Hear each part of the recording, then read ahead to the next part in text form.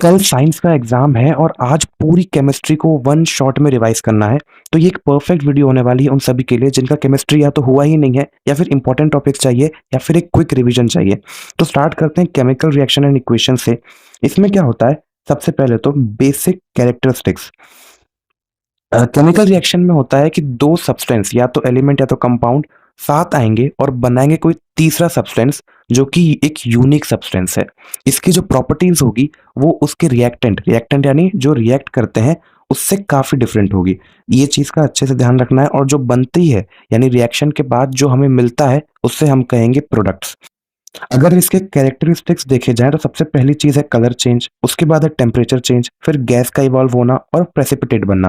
Precipitate एक अनसॉल्युबल चीज होती है जो कहीं भी फॉर्म होती है, मतलब टेस्ट ट्यूब में फॉर्म होगी नीचे। उसके बाद बैलेंस्ड केमिकल इक्वेशन। इसके सबसे पहले आ जाएगा law of conservation of mass, यानी कि एक केमिकल इक्वेशन को बैलेंस करना क्यों जरूरी है, ताकि वो law of conservation of mass को फॉलो करे। और इसके मुताबिक हम मास जो है वो ना ही क्रिएट करा जा सकता है और ना ही डिस्ट्रॉय करा जा सकता है। इसका ये रिएक्शन है, आप एग्जाम्पल में देख सकते हैं। एंड इसके बाद अगर अपन चलें तो टाइप्स ऑफ रिएक्शंस पे, तो सबसे पहला है कॉम्बिनेशन रिएक्शन। कॉम्बिनेशन रिएक्शन में दो या उससे ज्यादा सब्सटेंस कंबाइन करते हैं और एक सिंगल प्रोडक्ट देते हैं। ये इसकी बहुत यूनिक चीज है जो हमें अच्छे से याद रखनी है।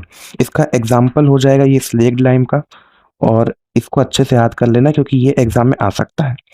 इसके बाद आएगा डिकम्पोजिशन रिएक्शन। इसमें सिंगल रिएक्टेंट टूटता है मल्टीपल प्रोडक्ट्स में। ठीक है, सिंगल रिएक्टेंट टूटेगा मल्टीपल प्रोडक्ट्स में। इसका इसके अंडर में हम तीन और रिएक्शंस देख सकते हैं। सबसे पहला है थर्मल डिकम्पोजिशन रिएक्शन, उसके बाद फोटोलिटिक डिकम्पोजिशन रिएक्शन, उसके बाद इलेक्ट्रोलिटिक डिकम्पोजिशन रिएक्शन। ये थर्मल जो है उसमें लगती है हीट, थर्मल में लगेगी हीट। हीट जो फोटोलिटिक होता है उसमें लगती है एनर्जी यानी कि सनलाइट, इसमें लगेगी सनलाइट। ये ब्लैक एंड व्हाइट फोटोग्राफी में हमें यूज करते हैं इसको, फोटोलिटिक डिकम्पोजिशन रिएक्शन को। और इलेक्ट्रोलिटिक डिकम्पोजिशन रिएक्शन में यूज होती है इलेक्ट्रिसिटी। ठीक है, ये इसके बाद अगर अपन चलें तो डिस्प्लेसमेंट रिएक्शन पे। डिस्प्लेसमेंट रिएक्शन में क्या होता है, जो ज्यादा रिएक्टिव एलिमेंट होता है वो लेस रिएक्टिव को डिस्प्लेस कर देता है। जैसे एग्जांपल में देखें तो Zn प्लस CuSO4 में, क्योंकि Zn ज्यादा रिएक्टिव था, उसने Cu को यानी कॉपर को डिस्प्लेस कर दिया और कॉपर बाहर निकल जाता है। इसके बाद अगर अपन चलें डबल डिस्प्लेसमेंट में, तो यहाँ पर म्यूचुअल एक्सचेंज ऑफ आयंस होता है, यानी आयंस एक्सचेंज हो जाते हैं प्लस माइनस ऐसे में। तो Na2SO4 में और BaCl2 में Ba के साथ आ गया सल्फेट यानी SO4 और ये बन गया व्हाइट प्रेसिपिटेट, और उसी के साथ बन गया NaCl यानी कि नमक। अब इसके नेक्स्ट टॉपिक पे अगर अपन चलें तो इसका नेक्स्ट टॉपिक है रिडॉक्स रिएक्शन। रिडॉक्स रिएक्शन पे चलते हैं। इसमें क्या होता है, या तो गेन ऑफ ऑक्सीजन होगा या फिर लॉस ऑफ हाइड्रोजन होगा। या तो ऑक्सीजन लेगा या फिर हाइड्रोजन देगा। और रिडक्शन में क्या होता है, ऑक्सीजन छोड़ता है और हाइड्रोजन लेता है। ठीक है, इस चीज को ध्यान रखना इंपॉर्टेंट है। इसके बाद इसका जो सबसे बेस्ट एग्जाम्पल है रिडॉक्स का वो है ZnO प्लस C, यानी कि Zn oxide, zinc oxide plus carbon हमें देगा जिंक प्लस कार्बन मोनोऑक्साइड। ये इसका लिखा हुआ है रिएक्शन, और MnO2 वाला भी लिखा है। इसके बाद अगर ऑक्सीडेशन इन डेली लाइफ में हम देखें तो सबसे पहली चीज आती है वो है कोरोजन।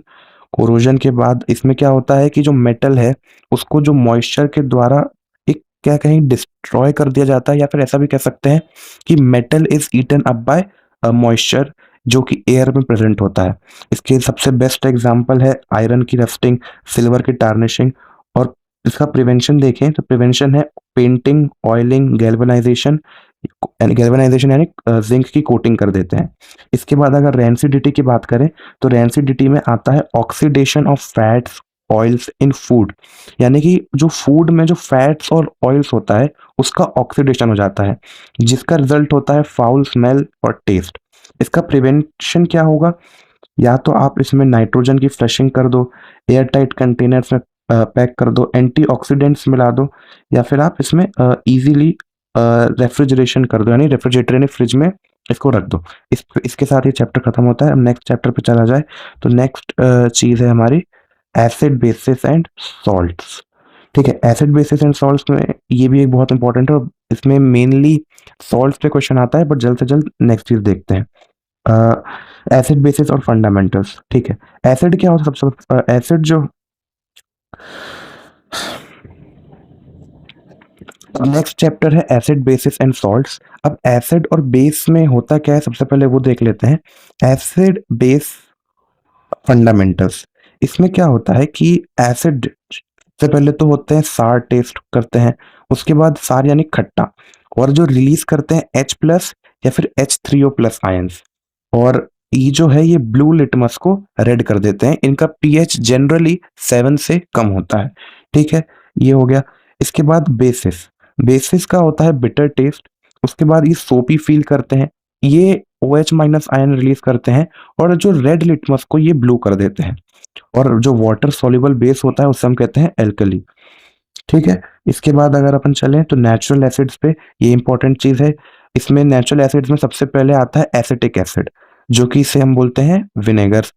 उसके बाद टैमरिंड से मिलता है हमें टार्टरिक एसिड, ऑरेंज से मिलता है साइट्रिक एसिड, कर्ड से लैक्टिक एसिड, टमाटो से ऑक्जेलिक एसिड, एंट या नेटल स्टिंग से मेथेनोइक एसिड। अब इंडिकेटर्स की बात करें तो लिटमस एक नेचुरल इंडिकेटर है, जो कि एसिड में रेड होगा और बेस में ब्लू हो जाएगा। टर्मरिक भी एक नेचुरल इंडिकेटर है, एसिड में ये येलो होगा और बेस में ये रेड ब्राउन हो जाएगा। फिनोफ्थलीन कलरलेस है, बेस में पिंक हो जाएगा। मिथाइल ऑरेंज भी रेड है, जो कि बेस में येलो हो जाएगा। ऑल फैक्ट्री यानी जो जैसे कि ये उनके लिए हम कह सकते हैं यूजफुल है, जो कि देख नहीं सकते, तो सूंघ के बता सकते हैं अपन। इसमें क्या होगा, वनीला एसेंस और अनियन इसका एग्जांपल है। एसिड में ये स्मेल को रिटेन करते हैं, यानी स्मेल रहता है, और बेस में जो स्मेल है वो नहीं रहती है। ठीक है। नेक्स्ट पे चलें, जो केमिकल रिएक्शंस हैं। तो एसिड और बेस जब भी मेटल से रिएक्ट करते हैं, ठीक है, एसिड और बेस जब भी मेटल से रिएक्ट करते हैं तो बनता है सॉल्ट प्लस हाइड्रोजन गैस। इसका एग्जांपल नीचे लिखा हुआ है। इसके बाद जब भी एसिड मेटल कार्बोनेट या बाइकार्बोनेट से रिएक्ट करेंगे तो बनता है salt plus carbon dioxide plus H2O। इसके बाद न्यूट्रलाइजेशन रिएक्शन, इसमें एसिड और बेस रिएक्ट करके बनाते हैं सॉल्ट और वाटर। इसके बाद ऑक्साइड्स का नेचर देखते हैं। तो मेटेलिक ऑक्साइड जो होते हैं वो होते हैं बेसिक इन नेचर, ये रहा एग्जाम्पल। और नॉन मेटेलिक ऑक्साइड एसिडिक होते हैं, ये रहा इनका एग्जाम्पल। अब पीएच स्केल और एप्लीकेशन देखते हैं। ये जो फॉर्मूला है ये जनरली आपको नहीं करना होता है, ये कोई काम का नहीं है। ये देख लीजिए, एसिडिक जो होता है वो 7 से कम होगा, न्यूट्रल 7 होगा, और बेसिक वो होगा जो 7 से ऊपर हो। एग्जाम्पल के लिए नीचे अगर अपन देखें तो जो स्टमक में HCl प्रेजेंट होता है उसका जो पीएच होता है वो जनरली 1 से लेकर 3 के बीच में होता है। और जो जब ये पीएच बहुत कम हो जाए तो हमें हो जाती है एसिडिटी।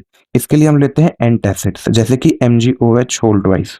इसके बाद टूथ डीके अगर होता है तो ये होता है जब माउथ का पीएच 5.5 से कम हो जाता है।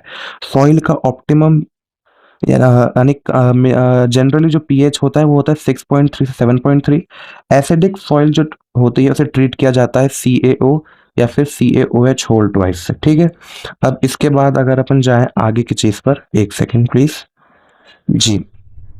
इसके बाद अगर इंपॉर्टेंट सॉल्ट्स और उसके यूजेस को देखा जाए तो सबसे पहले आता है क्लोर अल्कली प्रोसेस, यानी कि NaOH।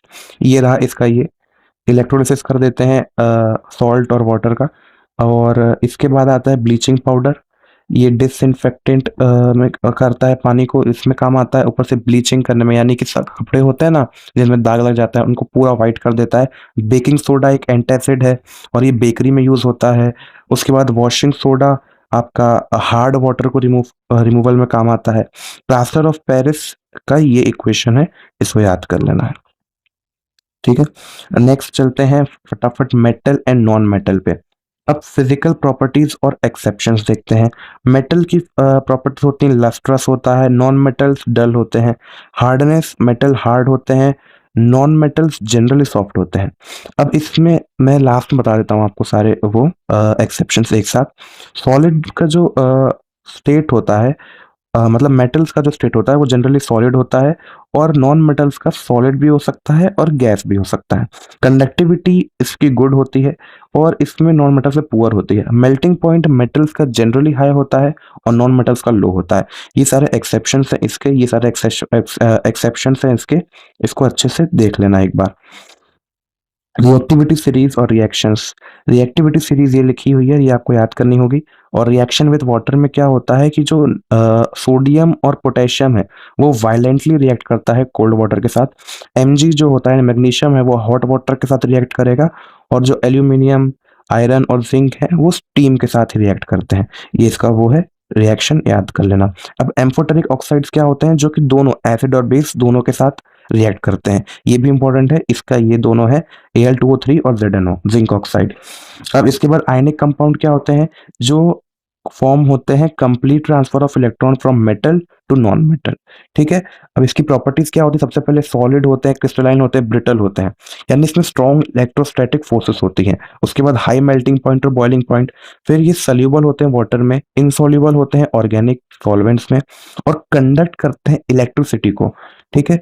अब इसके बाद अगर अपन चलें तो रोस्टिंग और कैल्सिनेशन की डिफरेंस। रोस्टिंग यानी इसको सल्फाइड ओर्स में यूज करते हैं, और इसको कार्बोनेट ओर्स में कैल्सिनेशन को।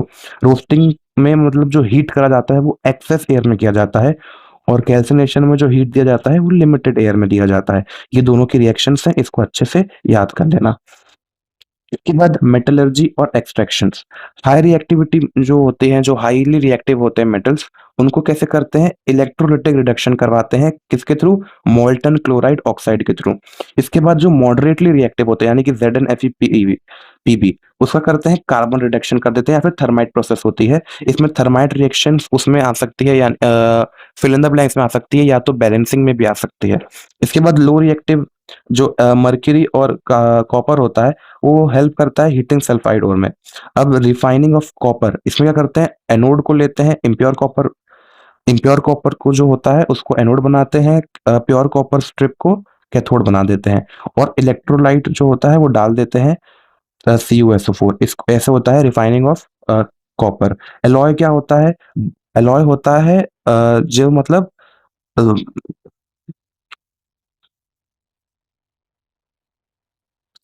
एलॉयज यानी जो दो से ज्यादा एलिमेंट के मिलन से बनते हैं। फॉर एग्जाम्पल ब्रास हो गया, ब्रॉन्ज हो गया, सोल्डर हो गया, स्टेनलेस स्टील हो गया, एमेलगम हो गया। ठीक है। इसके बाद next and final and chapter पे चलते हैं, वो है कार्बन एंड इट्स कंपाउंड। सबसे पहले वर्सटाइल नेचर ऑफ कार्बन। सबसे पहले कार्बन कोवेलेंट बॉन्ड बना सकता है by sharing electrons because gaining, ये रीजन है। और कैटेनेशन होता है, catenation unique ability to form direct carbon bonds, chain branches, rings. उसके बाद टेट्रावैलेंसी होती है, 4 valence electron bond with hydrogen, oxygen, nitrogen, chlorine. Allotropes of carbon होते हैं डायमंड, ये एक टेट्राहेड्रल नेटवर्क होता है, और each carbon bonded to 4 carbon. Okay. So और ये हार्डेस्ट नेचुरल सब्सटेंस है और नॉन कंडक्टर है। ग्रेफाइट होता है, हेक्सागोनल रेयर्स होती हैं। फिल्डरीन होता है soccer ball shaped cage structure. Okay. इसके बाद अगर हाइड्रोकार्बन्स और फंक्शनल ग्रुप की बात करें तो एल्केन में सिंगल बॉन्ड होता है, एल्कीन में डबल बॉन्ड होता है, एल्काइन में ट्रिपल बॉन्ड होता है। ये तीनों का जनरल फॉर्मूला और ये तीनों के एग्जांपल। ग्रुप की बात करें, अल्कोहल में OH लगता है, एल्डिहाइड में CHO लगता है, कीटोन में C लगता है, ऐसे मतलब डबल बॉन्ड ऑक्सीजन के साथ लगता है ऐसे में। कार्बोक्सिलिक एसिड में COOH लगता है, ओइक एसिड, और ये इसके सफिक्स हैं। एग्जाम्पल ये देख सकते हैं।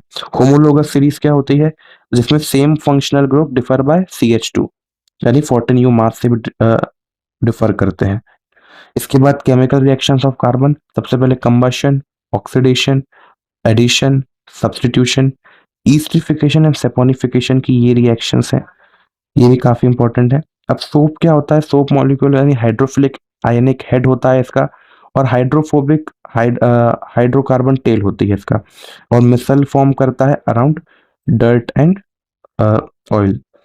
अब hard water soap forms in soluble scum with Ca2+, Mg2+, synthetic detergents do not form scum। ठीक है, मैं जानता हूँ कि ये बहुत ज़्यादा फास्ट हो गया, इसको और डिटेल में करा जा सकता है जो कि हम लेकर आएँगे। बट ये जनरली उनके लिए था जिनको अभी के अभी पूरा केमिस्ट्री कंप्लीट करना था। एक क्विक मैप मिल जाता उनको, उनके लिए था। तो आज के लिए इतना ही, तब तक के लिए थैंक यू। मिलते हैं नेक्स्ट वीडियो के साथ।